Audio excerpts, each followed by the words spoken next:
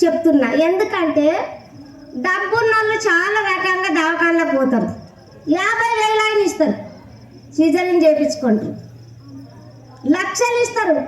ఈ రోజులలో పిల్లలు కానికి చెస్ట్ బేబీ కొరకు 3 లక్షలు పెడుతున్నారు. అవుతుందో కాదా గ్యారంటీ లేదు. దయచేసి నా మాటలు నేను మీకు వినాలని కాదు, కానీ నా అటువంటి వాళ్ళ మాటలు మీ అటువంటి వాళ్ళు విని ఇవన్నీ గమనించి చేసుకుంటూ పోతే మీకు మంచి ఫలితం కలుగుతుందని నేను అమ్మవారి గుళ్ళ నేను చెప్తున్నా. మీరందరూ విని శ్రద్ధ ఉండాలి. ఎప్పుడైనా కానీ మనిషికి ఓపిక గొప్పది. 75 గ్రామాలలో మందికి నేర్పిస్తే ట్రైనింగ్లా మేము 12 మందిమే పాస్ అయినాం. నేను కాన్పుల ట్రైనింగ్ అయినా, గైనిక్ ట్రైనింగ్ అయినా, పశువుల ట్రైనింగ్ అయినా.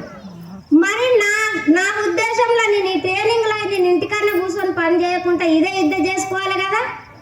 నేను కలవని పోతా, నా ఇతరం నేను దాచిపెట్టుకుంటా, నా భూమిలో నేను కష్టం చేస్తా. నా భూమి, నా చేను, నా ఇతనం, నా పంట, నా తిండి.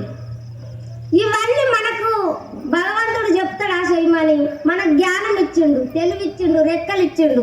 కష్టం చేసుకొని మన పని చెమటగారంగా పని చేస్తే మనకు ఫలం ఉన్నది. నరింట్లో కూర్చొని భగవంతుడు ఇవ్వలేదంటే కాదు, అది నా ఉద్దేశంలో. మీరేమనుకుంటారో తప్పుంటే క్షమించండి. కానీ మనం పిల్లలు కావటానికి కారణం మనమే, పిల్లలు వద్దనుకోవటానికి కారణం మనమే. అది ఎట్లా అని మీరు అడిగితే నేను సమాధానం చెప్తా. పిల్లలు కావాలనుకుంటే కొన్ని పద్ధతులు ఉంటాయి. మన పెద్దలు ఇచ్చిన జ్ఞానం ఇడవద్దు, మన వెనుకటి దేవుళ్ళను మరవద్దు. మనం ప్రతిదానికి కూడా ఆలోచించి ముందుకు అడిగేయాలి. ఎందుకంటే ఈ సమాజంలో మనం ఉండడానికి రాలేదు, ఈ బట్ట లోపల కొరకే. కానీ భూతాల్ని మనకి ఇచ్చింది 7 విడికిళ్ళ మట్టితో తయారు చేసి. ఈ భూమి మీద వండుతున్నామా, పొలంల మీద వండుతున్నాం, దూది పరుపుల మీద. వెనకటోళ్ళు భూమి మీద వండి పొద్దుగాల లేవగానే భూతాలకి నమస్కారం చేసి భగవంతాన్ని చేస్తుంది. అట్లున్నామా చెప్పు, ఉన్నామా? లేము, బరువైతున్నాం భూతాలకి. అందుకే మనము చేసే పాప కర్మాలు ఎక్కువ అయినాయి కాబట్టి ఈ సమాజం నడుస్తున్నది. మనం నిజాయితీకి పోదామండి. మన వెనకటి తిండి, మందు లేని తిండిని, మన ఇతరం మనం దాచిపెట్టుకొని మందు లేని తిండి తిని మన ఆరోగ్యంతో ఉండి మనం మంచిగా బలంగా ఉంటేనే మనకు పిల్లలు అవుతారు. మనం తిండి తినండి ఏమో పిజ్జాలు బర్గర్లు తింటాం, పొద్దుగా లేవని పిజ్జాలు బర్గర్లు తింటాం. ఆ పిజ్జాలు బర్గర్లు అలాగే నిన్ను కానీ నాకు తెలియదు. నేను ఇది వరకు చూడలేక అన్నతో కూడా 5 అంబలు తాగుతాం, పజ్జొన్న రొట్టె తింటాం, సాయజొన్న రొట్టె తింటాం, కొర్ర బువ్వ మిల్లెట్ తింటాం. మేము పిల్లలను కనాలి.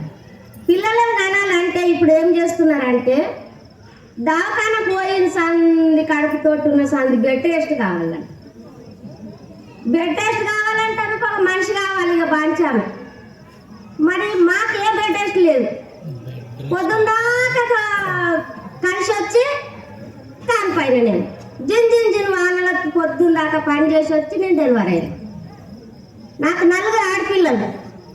నా 4 ఆడపిల్లలకు కూడా నేను ఇంట్లోనే డెలివరీ చేసుకున్నా. పద్ధతులు ఉంటాయి కొన్ని.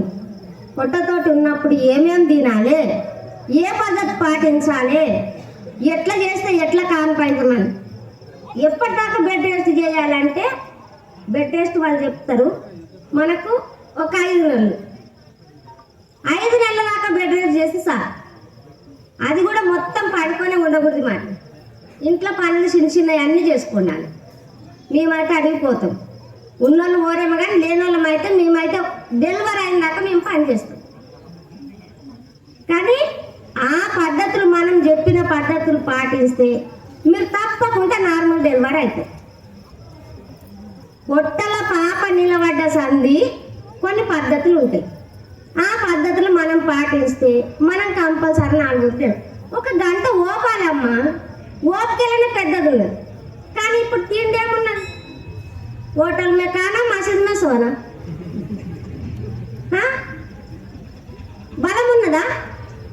పుట్టెడు మసాలాలు వేసి పండించిన తిండి తింటే నీకేం బలం ఉంటుంది. పిల్లకు మళ్ళీ పుట్టిన సందేహం సుక్కల మంది అంట, గాయకొండ సీజన్ అంట, అది ఉన్నది.